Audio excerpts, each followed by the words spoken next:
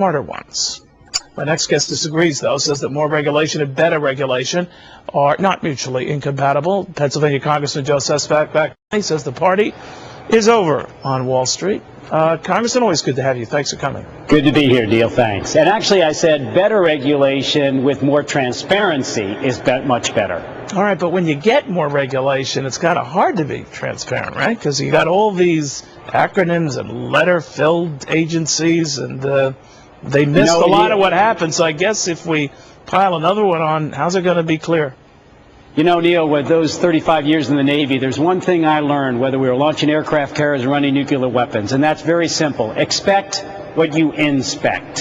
Here we have Madoff. $50 billion, Ponzi scheme, overhidden because there's no regulation on the hedge fund. And here all of a sudden you had AIG doing things because we didn't have clarity over what they were doing. Look, Wall Street would not be in existence hardly today, or certainly wouldn't even be in the form it is today, if it wasn't for U.S. intervention going in. In order to prevent this, and not more regulation, but the appropriate regulation, to have transparency, even to those hedge funds, for example, to protect investors, but more just to know whether a lot of hedge funds together comprehensively with all that data will mean that they might be a financial threat to our stability is something that I believe is a big lesson. Yeah, but Congressman, you mentioned the Madoff case and talk about transparency. I mean, in retrospect, he was transparently clear as Bella Crook, and the SEC had 7 times to catch the guy, even met with the guy, and dropped the ball on the guy. And these were agencies that were beefed up prior to the whole Madoff thing booming because we argued that we needed more cops at the SEC. We got more cops, and I'm not, jawboning you here on this. I just think, the proof is that, just throwing more people at something doesn't guarantee that you're going to solve it, right? When I said expect what you inspect, it also depends upon who the inspectors are. That's why I believe the real key in this proposal is have an entity, and I recommend it is the Federal Reserve, who is going to look overall wait a minute. at financial the Federal Reserve, stability. You're against this idea that it be the Treasury, precisely because that's headed by a political appointee?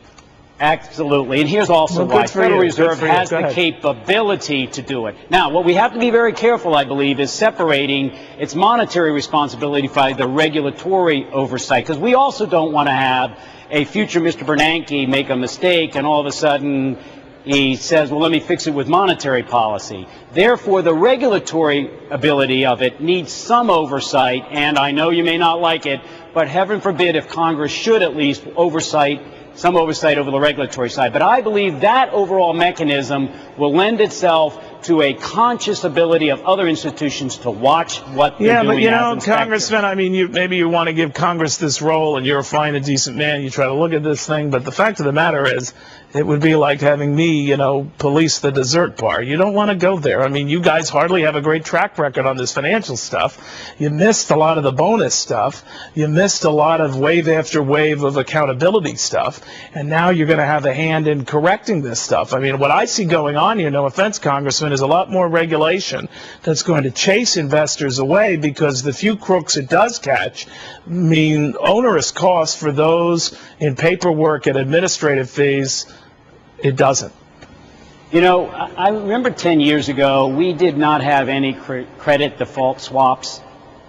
Now we had, until this all began a year ago, $62 trillion. Neil, how many times have you asked me for the $3.6 trillion budget that President Obama has out there that you want to go down and look at $8 billion of earmarks? You don't want us to oversee $62 trillion, which is only $28 trillion out there that truly devastated our economy. No, you know why I don't, Congress? I'll tell you why I don't. Because you mentioned how we made a big deal of the $8 billion in waste in a spending bill, and you guys made a big deal of $165 million in bonuses in an AIG rescue that cost almost $200 billion. So he thinks you're the pot calling the kettle black. To some degree, you're right. But I think it makes the point necessarily, which is, if we don't oversee the future $62 trillion, and by the way, the important point to what you said is investors won't come to this, where else do they have to go? If you also follow what Mr. Geithner said, that we want this to be an international effort.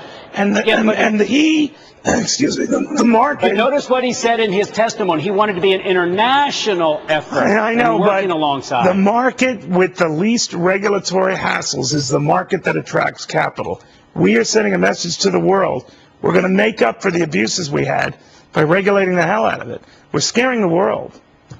Here's the other point. Right now, where are people putting their monies? They're putting them in the U.S. government, the only global safe haven right now that people can put their money. The point is, credibility and accountability are going to be very dear markers in the future where people put their money. And if we're able to bring this about in an international, globalized way, then we have a system that will not strangle, if it's not more regulation, but more transparency to what they're doing with the $62 trillion. That's why these exchanges and see what counterparty requirements are going to be vitally important. All right. I think those two things, Neil, if I might, credibility and accountability is going to be both in the consumer behavior like after the Great Depression and in investors after this. And that's why this is important. All right.